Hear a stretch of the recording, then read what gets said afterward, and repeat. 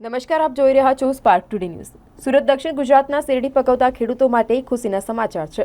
શેરડીના ટેકાના ભાવ નક્કી કરવા માટે ટન દીઠ 6000 ભાવ કરતા ભારત સરકારને ભલામણ કરવામાં આવી છે। રાજ્યના મુખ્યમંત્રી ભૂપેન્દ્ર પટેલે ભલામણ કરી છે।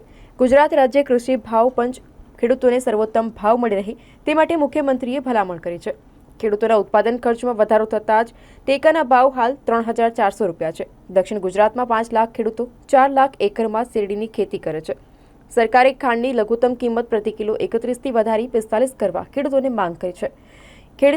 ખાંડની જે કિંમત છે તે વધે તો જ 6000 રૂપિયા પોષણક્ષમ ભાવ આપી શકાશે। જયેશ પટેલ, ખેડૂત આગેવાન। રાજ્ય સરકારના કૃષિ ભાવ નિયમન પંચની મિટિંગમાં ખાસ કરીને શેરડી પકવતા ખેડૂતો માટે ખૂબ જ ખુશીના સમાચાર આવ્યા છે। કેન્દ્ર સરકારને જે ભાવ નિયમન પંચે જે શેરડીના ટેકાના ભાવની જે ભલામણ કરી છે, લગભગ 600 રૂપિયા ક્વિન્ટલ એટલે લગભગ 6000 રૂપિયા ટનનો ભાવ થાય છે।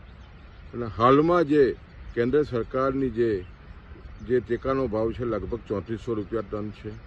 શેરડીઓમાં ખેડૂતોને ખૂબ જ ખર્ચાઓ વધી રહ્યા છે। એના અનુસંધાનમાં ખાસ કરીને આદરણીય મુખ્યમંત્રી ભૂપેન્દ્રભાઈ પટેલની આગેવાનીમાં ખેડૂતો માટે ખૂબ જ સારા શેરડીના ભાવો કેન્દ્ર સરકારના જે રીતે ભલામણ કરી છે, ખેડૂતોમાં આનંદ છે।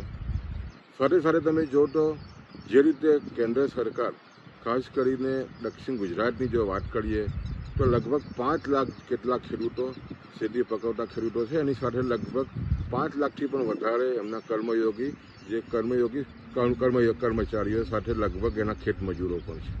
એ લગભગ 10 લાખ જેટલા લોકોને રોજગારી આપતો આ ખાણ ઉદ્યોગ છે। અને સ્વાભાવિક છે કે જે રીતે ખેતી ખર્ચ વધી રહ્યા છે એટલે સ્વાભાવિક છે કે ખેડૂતો પણ પોષકક્ષમ ભાવોની આશા રાખી રહ્યા છે। સાથે સાથે જે રીતે કેન્દ્ર સરકારે ખાસ કરીને જો આ ટેકાના ભાવ જો આપવા હોય તો સ્વાભાવિક છે કે જે ખાંડની લઘુત્તમ ટેકાની જે કિંમત છે લગભગ છેલ્લા 3-4 વર્ષથી સ્થિર છે, પ્રતિ કિલો 31 રૂપિયા છે।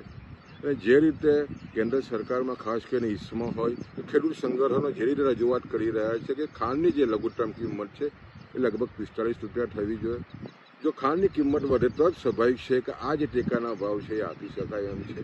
અને અમને ચોક્કસ વિશ્વાસ છે કે જે ભારત સરકાર છે, સ્વાભાવિક છે કે છેલ્લા કેટલાક વર્ષોથી સતત મોદી સાહેબના નેતૃત્વમાં ખેડૂતોની આવક બમણી કરવામાં જે રીતે ખેડૂતો માટે કામગીરી કરી રહી છે, ત્યારે આવનારા દિવસોમાં જે ખાંડની લઘુત્તમ કિંમત છે સ્વાભાવિક છે કે ભારત સરકાર વધારવાની છે। ત્યારે ચોક્કસ જે રાજ્ય સરકારે જે ટેકાના ભાવની કેન્દ્ર સરકારને જે ભલામણ કરી છે એને કારણે સમગ્ર ખેડૂતોમાં એક ઉત્સાહનું વાતાવરણ જોવા મળે છે।